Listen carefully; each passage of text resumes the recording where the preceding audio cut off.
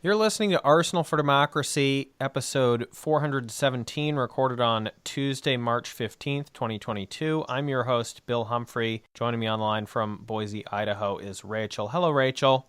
Hi, Bill. This week, we return with another great episode of industrial technology history that focuses once again on something relatively specific and narrow in application that had significant results for American commerce, workplace safety, and more.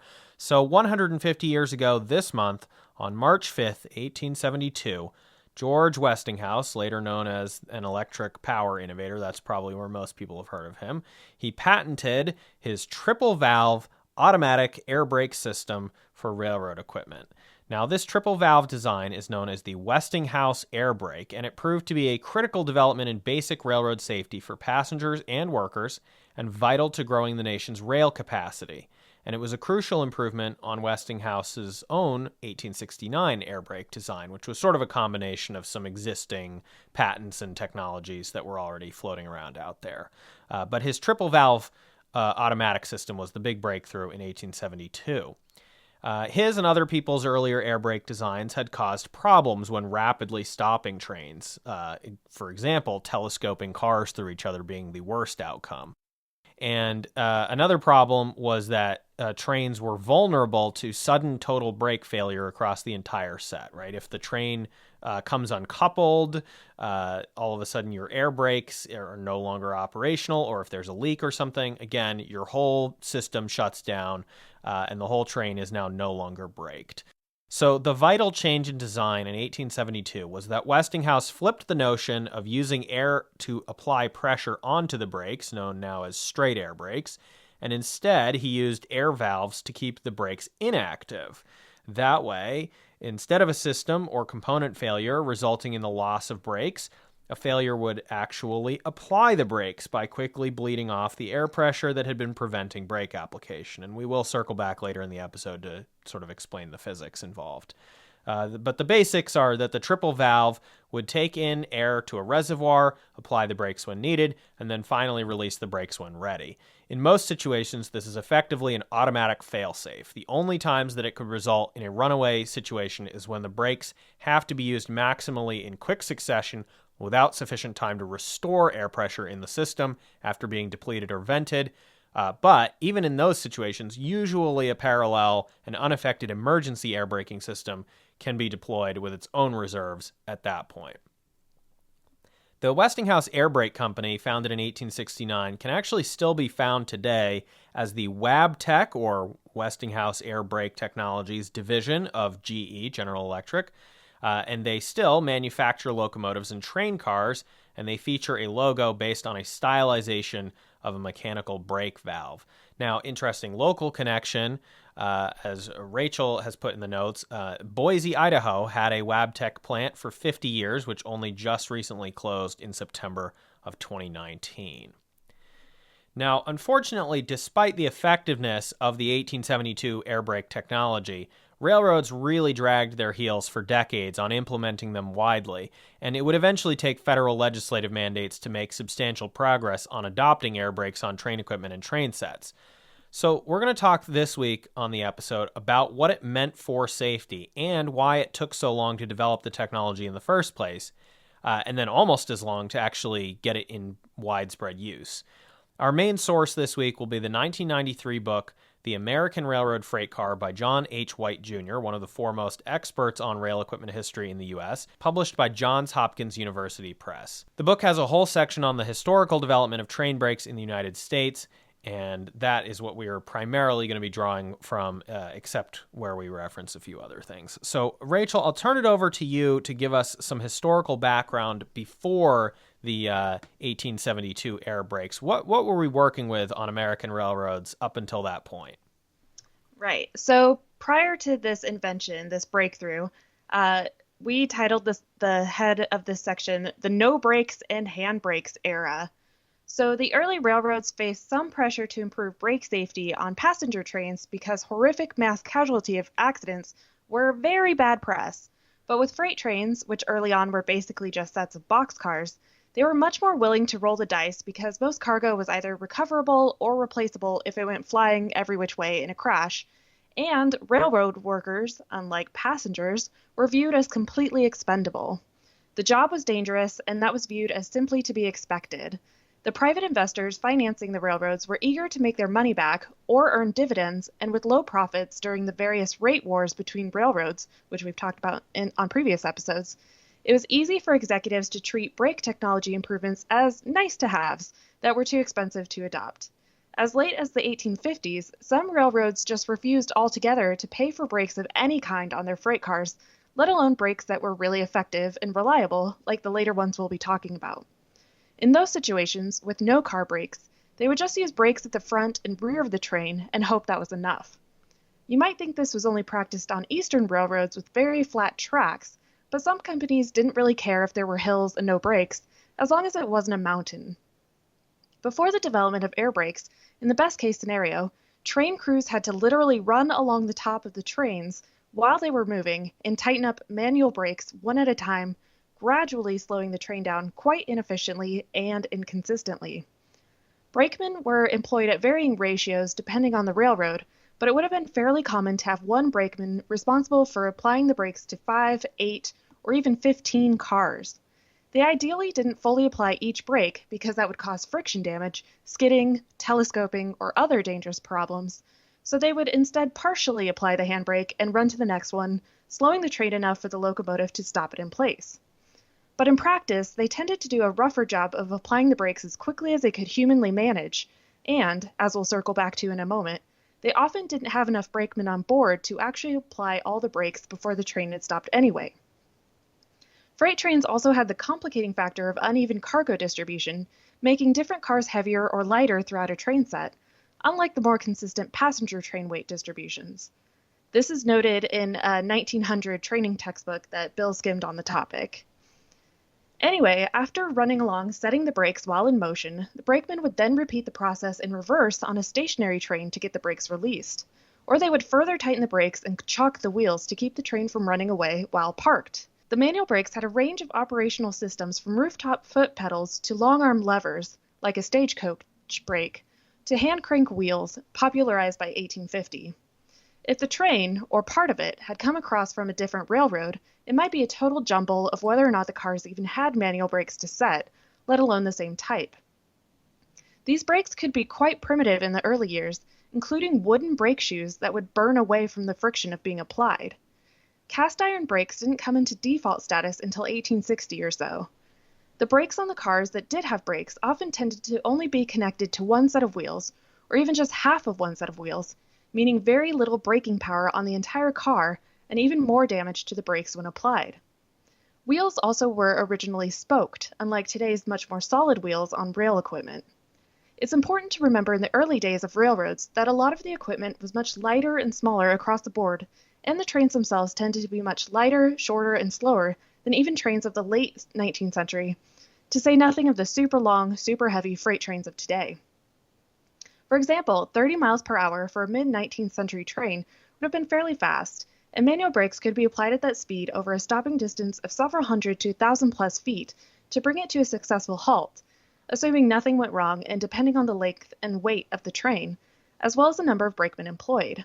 So again, from the executive's point of view, they felt for quite some time they could simply get away with running short, light freight trains on relatively flat routes with very strong-armed brakemen and a few brakes here and there, and not need to worry too much about runaway trains, with the occasional catastrophic failure as the cost of doing business. The job of the mid-19th century brakemen was awful because they were generally understaffed, underpaid, working 16-hour shifts, and assigned to run along the top of trains moving 10, 20, or 30 miles per hour in all weather and conditions, frequently slipping or even blowing off to their deaths. The men just kind of hung out on top of the trains a lot of the time when not actively applying or releasing brakes, in case they were suddenly needed, and there was no shelter, not only from weather, but also the choking smoke of the locomotive ahead. The railroads would hang little overhead physical warnings, kind of like beaded curtains or dangling ropes, called telltales, to brush against the brakemen if they were about to cross under a bridge or enter a tunnel so they could hit the roof deck and not get obliterated. Brakeman crews would not be reduced to a small, mostly indoor team until after Westinghouse air brakes became widespread, and even then, they still sometimes had to apply manual brakes, especially in train yards. And you have to admit that from a labor perspective, it was probably for the best to eliminate as much as possible the horrific rooftop manual brakeman job through that mechanization and automation, much in the same way that it's good that late 19th century glass-blowing mechanization and automation ended horrid child labor in that industry, as we previously discussed in episode 391 in August 2021. So at this point, we arrive after the 1860s into the 1870s and beyond with a growing imperative for changing things. And the question is why, right? Because obviously they didn't really care about brakemen getting killed. They didn't really care that much if anything happened to the trains and they crashed unless it was a passenger train. And it was seen as expensive. So there was initially no incentive to change this pretty bad system of doing things. But there were going to be some financial pressures and other growing factors that were going to make them at least start reconsidering whether or not there should be a different system of slowing down and stopping trains. So by the 1870s, Westinghouse had developed not only air brakes, but safe air brakes, but it was by no means an instantaneous process to get them adopted. The same corporate pressures, as I said, against adopting them were still around. But as we've alluded to, freight trains were getting heavier and longer than their pre-Civil War predecessors, and this was starting to create countervailing pressures even for the most hardened executive who didn't care about safety. A manually braked 60-car train in the late 1870s, substantially longer than many 1850s freight trains, which were often a half dozen, or 30 cars, and with now much heavier equipment for each car, might take about a minute and a half to stop even when traveling just 10 miles per hour, which was a fairly typical speed in the 1870s and not much of an improvement, if not actually slower, than some of those speeds earlier. And at faster speeds, when track conditions even allowed it, if the railroad was bothering to invest in track condition maintenance, which they often weren't, faster speeds were often unsafe to attempt under manual braking. That kind of operational slowness and routine uneven braking damage to the equipment, as well as the growing risk of heavy parked cars rolling away or catastrophically telescoping, was costly enough to force some consideration of full train automatic air braking systems and all-wheel braking. But they really, really dragged their heels through this, as we'll talk about, into the 1880s and even beyond. Passenger trains adopted them first relatively quickly because of the public pressure, as we talked about, for passenger safety. So in that respect, it was adopted fairly quickly. But freight operations still dramatically lagged, not least because the ratio of freight cars to passenger cars on big railroads could be something like 50,000 versus a few hundred passenger cars. Upgrading a whole company's fleet of equipment on a major railroad would have run well into the millions in 1870s dollars, to say nothing of hundreds of thousands of dollars in annual maintenance costs on brake systems that now featured about 150 parts. The Westinghouse patent was for the brake technology, but not how exactly to implement it on train cars, which were made by many different companies according to their own and their clients' preferences and service needs. So it was also not even a matter of plugging in a uniform new Westinghouse brake system to every rail car in America. And other companies came up with specific designs for deploying the technology on existing or new equipment. The steam locomotive crews, i.e. the engineers and firemen, were also not thrilled about having to deal with operating and tending to the new air pump systems being grafted onto existing locomotives, when previously braking had mostly been up to somebody else in the crew to deal with. They did often try to negotiate for pay bumps for the new responsibility, made possible by the reduction in brakemen per train. It took over a decade for Westinghouse to secure a significant railroad's conversion to triple-valve air brakes for its freight car fleet, not just its passenger cars, and he still had to offer a 20% cost discount to get it. Over the course of 1883 to 1884, the Central Pacific outfitted more than 6,600 freight cars, and, satisfied with the results, had completed around 20,000 upgrades in just a couple more years. Unsurprisingly, the Central Pacific was a mountainous railroad with a much more pressing need for serious and fail-safe braking systems. Several other Western railroads operating across or through the Rocky Mountains quickly followed suit. Other railroads began upgrading their locomotives by the thousands as a minimum interim step, but still hesitated on the capital costs of upgrading the freight car fleets. However, the need to increase safe operational traffic speeds on dense eastern lines just to allow more freight trains to run per day, even on flat lines, continued to build pressure on the railroads to bite the bullet and install fail-safe Westinghouse brakes on freight car fleets. 10 miles per hour runs weren't going to cut it anymore on main lines, and triple valve air brakes could get trains to run safely at 25. The Pennsylvania Railroad decided its toe in the water on these equipment conversions would be installing them on cattle cars, which, as you can imagine, were a much worse scenario cargo to have an abrupt braking or runaway train accident than, say, a coal train or grain train. The railroads also began making the calculation that larger and heavier cars, while creating some challenges for braking, also hauled more cargo, and thus trains could be made up of fewer cars or kept at the same number but more profitable per unit. But either way, it would be more cost-effective to upgrade braking systems than it had been a decade prior. In 1886 and 1887, Westinghouse made some significant improvements upon his 1872 design to try to deal with braking in longer train sets, so that it wasn't so herky-jerky from the system firing one car at a time in sequence. By this time, as well, other companies were releasing variants of fail-safe air brakes incorporating additional features like electric control and so on. So, Rachel, before we go on, could you explain here the physics of how the Westinghouse triple-valve automatic air brakes worked as compared to some of the other alternatives that were in competition at the time? Yeah. So, as you mentioned previously, Westinghouse's triple valve brakes relied on generating and maintaining high air pressure relative to atmospheric air pressure, releasing air pressure to engage the brakes. To do this, train cars needed to be outfitted with air compressors. And since train cars weren't standardized, as you mentioned, one challenge in getting railroads to adopt this system was the difficulty in retrofitting the cars with these parts. Another challenge was the fact that Westinghouse's design was complex and made up of many parts which could fail. The air compressor obviously included many parts. The compressor needed to create this high air pressure. So one of the biggest competitors of the triple valve brakes was the Eames vacuum brake system. The vacuum system is kind of the mirror image of the air brakes. It worked off of low pressure relative to atmospheric air pressure, which could be achieved with a steam-powered ejector that could just take the steam power from the locomotive, and it had no moving parts. So with the vacuum brake system, a vacuum is maintained in a line that runs down the length of the car. When air is let into the line, it puts force on brake shoes, which acts on the treads of the wheels. So interestingly, Britain adopted vacuum brakes, and they largely shunned air brakes. So there's some pretty major differences.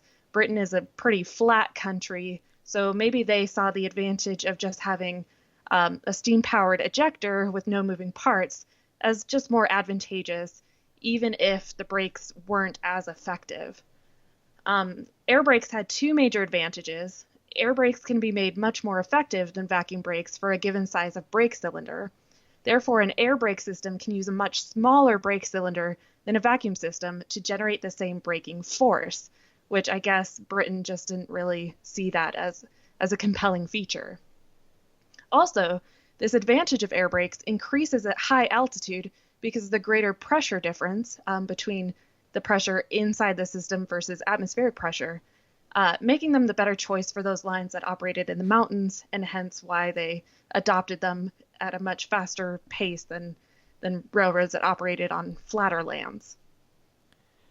So at this point, the need for change was becoming clearer, and the technology finally existed, but they still weren't being adopted fast enough, and it was going to take a stronger hand to make that happen.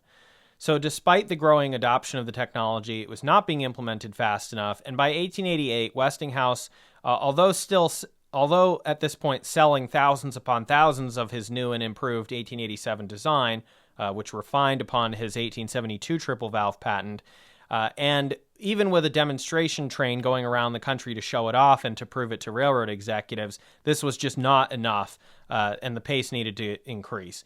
Nearly 85,000 freight cars had been outfitted with air brakes by 1889, but there were over 1 million freight cars in service. The financial pressures discouraging a total adoption across the country were still there. A couple years later, a fifth of all fleets had been upgraded, but this was still taking too long, and air brakes remained very heavily concentrated in the Mountain West.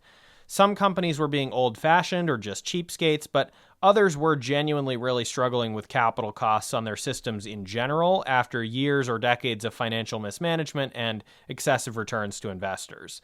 Mixed trains with some air-braked cars and some hand-braked cars began creating a great deal of operational chaos.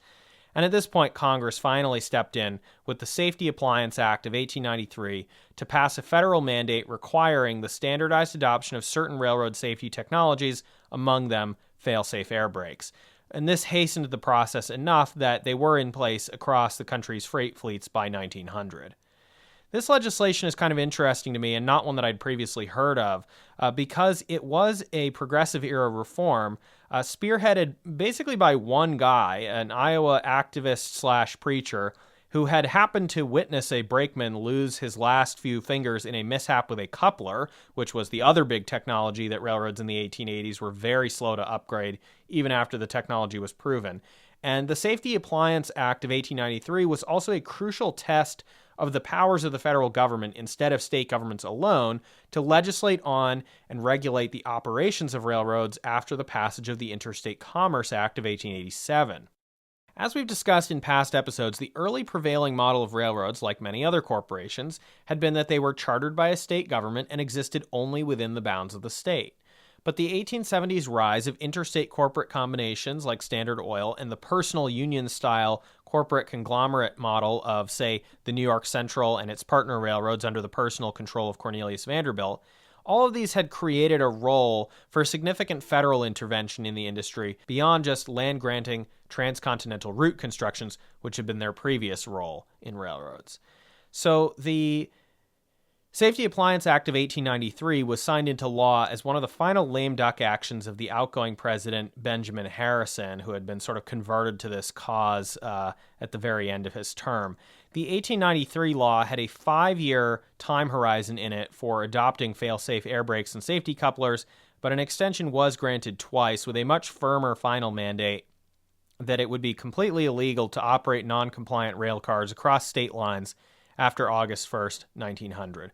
So before we continue, Rachel, I wanted to pause here and get your thoughts on this, just because I thought that this particular technology was sort of, and the legislation eventually mandating it, was an interesting window into a whole bunch of things about the U.S. economy at the time, right? We see this rise of the interstate railroads. We see this greatly increasing pressure to, increase capacity for moving freight and passengers around. And we see this growing role of the federal government, plus this progressive push kind of from the top down to achieve labor safety. And this is something that we actually talked about in a previous episode regarding the 8-hour workday mandates that Congress eventually brought down on the railroads later toward the end of the progressive era. But I wanted to get your thoughts here on how this one particular technology sort of tells us a lot about this moment in time of the 1870s, 1880s, and 1890s in the United States.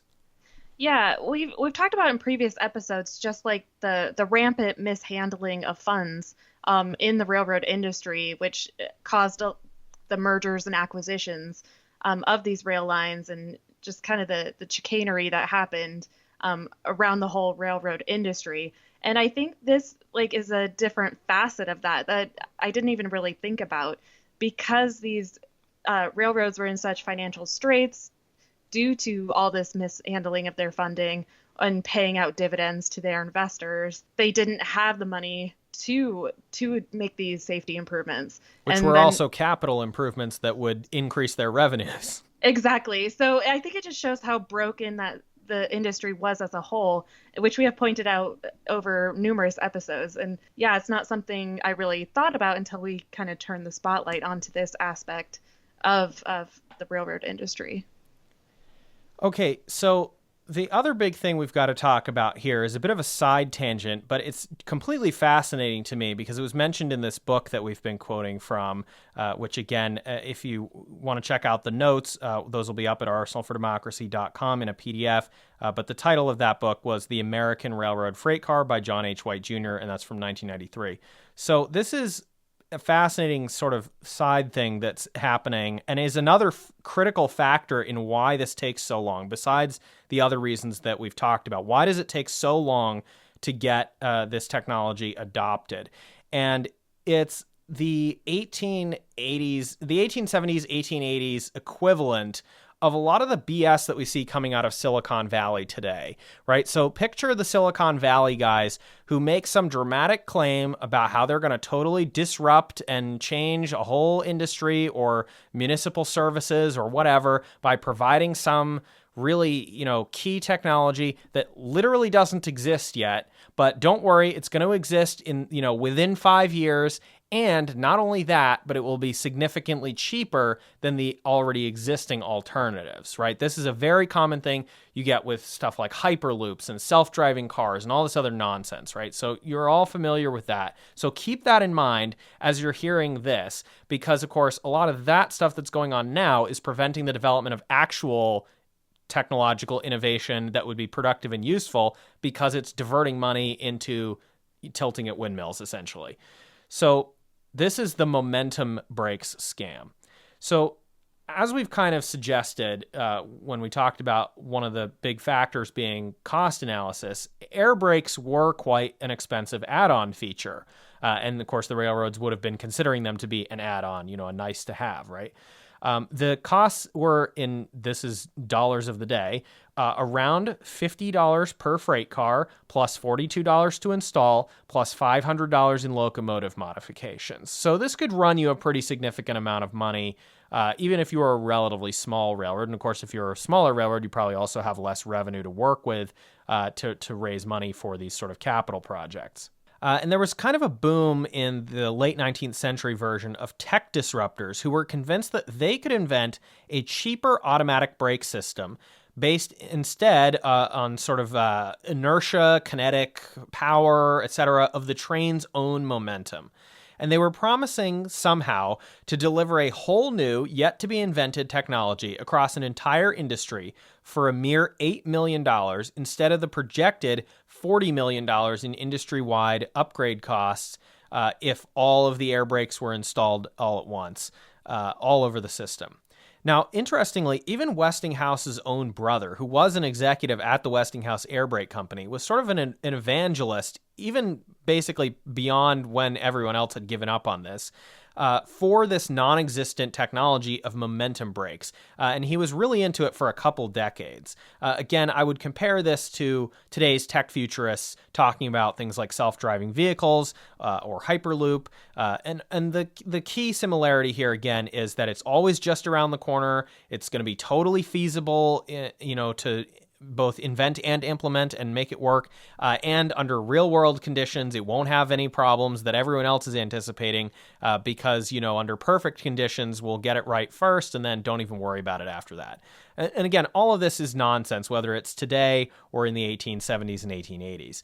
So momentum brakes were essentially the white whale of the railroad equipment inventor field from almost the beginning of U.S. railroads, all the way back in the 1830s.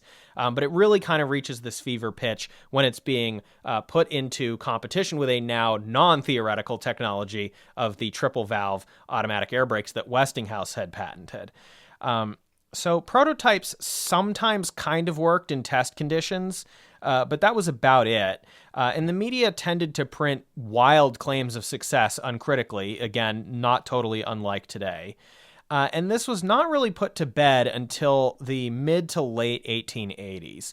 In 1886, a trade association group who were representing and creating industry standards for rail car manufacturers, as opposed to these other companies that were providing a specific part to the rail car manufacturers if they, in fact, succeeded, they conducted a set of very serious tests of a number of different brake designs of purportedly functional momentum brake systems, as well as air brakes and vacuum brakes. And they essentially, these tests exposed these momentum brakes, all of them, as either defective or outright frauds. An 1887 follow-up test, supposedly meant to show improvements and lessons learned, from the previous year's tests found the same result. So it was just complete nonsense technology.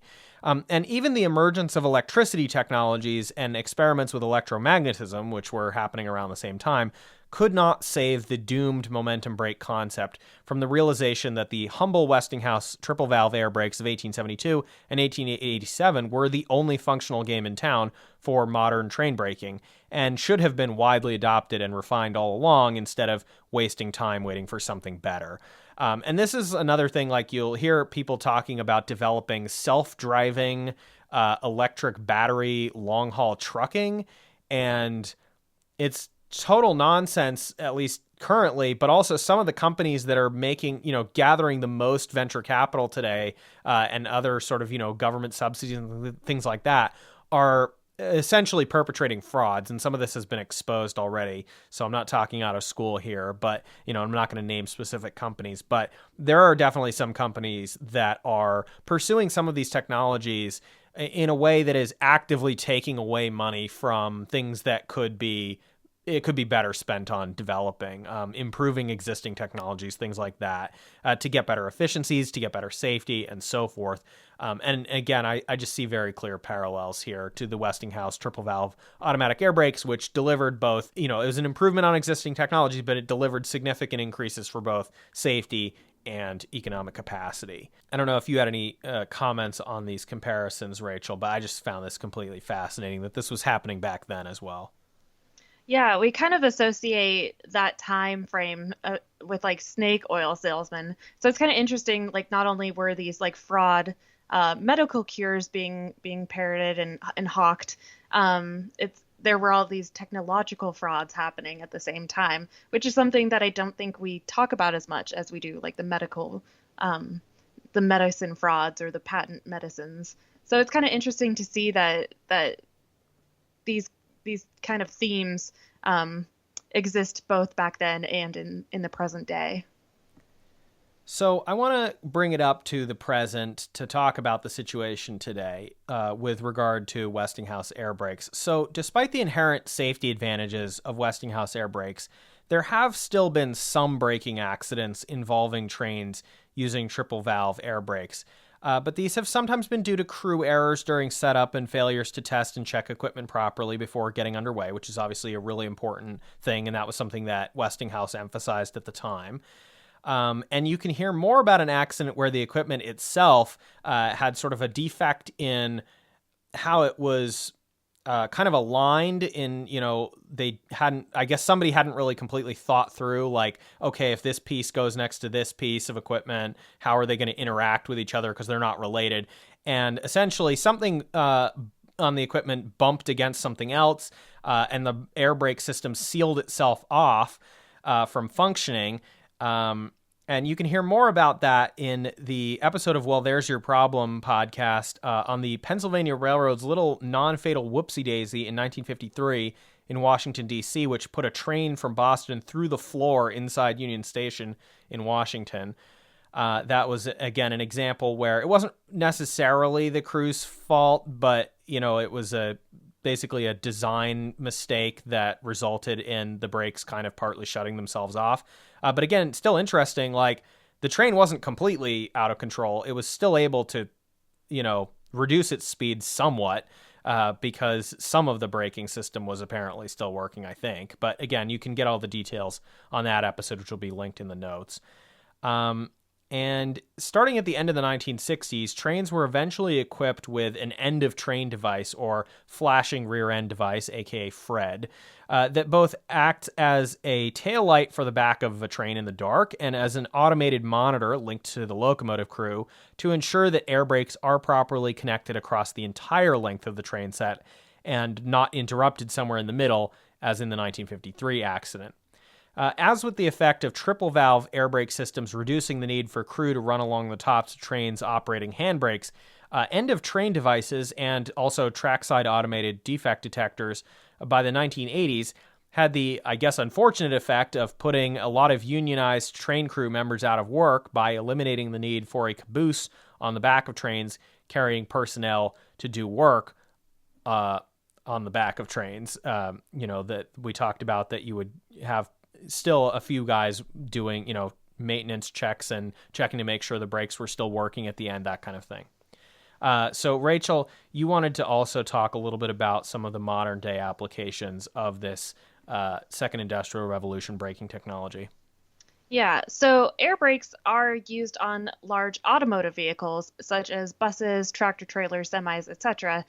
Because as we've talked about, air brakes have really superior braking power versus hydraulic brakes that are used on personal vehicles. Hydraulic brakes would be easily overpowered by the momentum of heavy vehicles carrying freight. Air brakes have other advantages over hydraulic brakes.